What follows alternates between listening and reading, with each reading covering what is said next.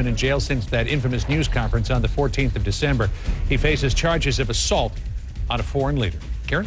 All right, well, the jury is still out on President Obama's $75 billion plan to save struggling homeowners. Among economists and financial experts, opinions are split over whether this plan will really work. In the president's plan, there are two basic solutions, helping more homeowners get new low interest rates and incentives for lenders to make mortgages more affordable. So joining me now, real estate analyst Danny Babb, the founder of the Babb Group and the author of The Accidental Landlord. Also, John Taylor, president and CEO of the National Community Reinvestment Coalition. John and Danny, thanks to both of you for being with us this morning. So we want to make it easy for people to understand. Let's tick through a couple of the highlights of this plan, and I'd like both of you to weigh in, and we'll start with you, John. First of all, the part that wants to help people who need to find a way to refinance that were previously turned down for this because they no longer had 20% equity, either because of dropping home values or for whatever reasons they owe more than their home is worth. Right, so this is a very sensible part of the plan. It takes people who are still working, but for the economy and what's happened to housing prices, they're stuck in a mortgage that puts them in jeopardy and perhaps leans them towards foreclosure.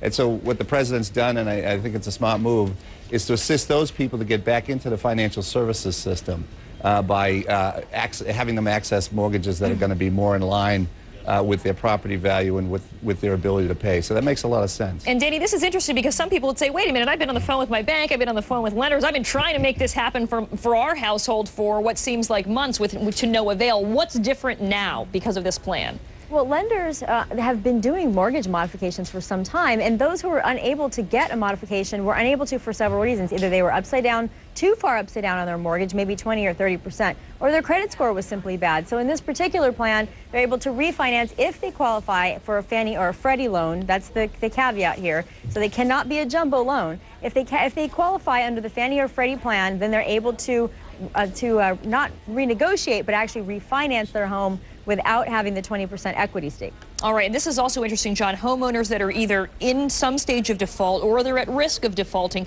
may qualify to have their monthly mortgage payments reduced basically to 31% of their gross income. A couple things about this. How will this work? Well, it's a combination of lenders, services, the government, and the borrower working together to get that down to 31%. So the investor, the servicer that represents those investors or represents the banks would cut interest rates or principal to get it down to 38%. And then the goal really is to get it to 31% of income, that only 31% of a household's income goes towards housing. So what would happen at 38% is the government would share in the cost of reducing that mortgage or the interest rates so that it reaches 31%, 50-50 with the lender. And Danny, it seems like a sticky situation in how you figure this out. How do you prove income? Who is the agency or the group that's going to be shepherding all of this? Would it be the federal government? Would it be these individual lenders? How do you see that going? Well, I see it being handled by the federal government, which I think is unfortunate. And to this 31% DTI rule, debt-to-income ratio rule, I think this is a really frightening prospect because this sharing between the government and the banks is actually sharing between those paying their mortgage on time, the taxpayers, and those banks that are actually out there trying to help people. We already know that banks are taking a lot of resources that were on the lending side into the modification side. That's happening already. It's happening in record numbers.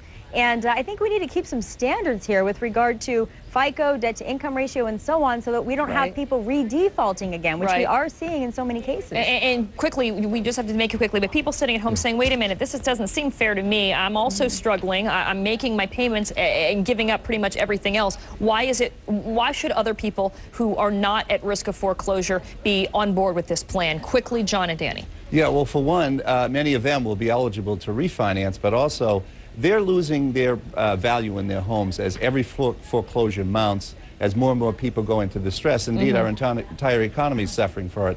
So we really need to look at this as we're in this together, and the no-brainer things that we ought to do is we need to help those people who are still working get into the kind of mortgage that they're not going to default on. All right, Danny? Yeah, they shouldn't be on board with this plan, in my opinion. Yeah. You know, we have to expect that homeowners, if they are going to go with this plan, then we need to demand as taxpayers that they have to put all of their assets on the line when they sign up for the modification, just as a college student has to do when they go and get a student loan. That's the bare minimum.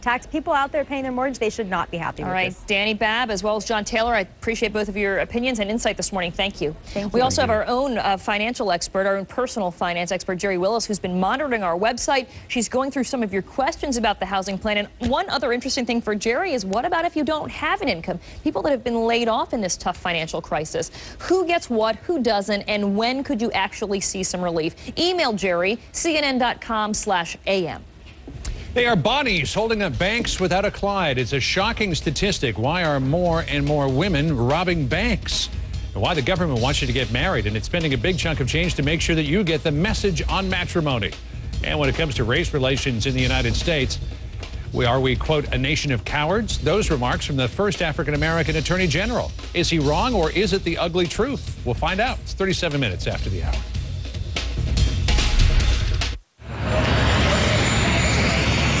How many accounting firms really have global resources? Right. Plus, it's complicated, so we're going with B.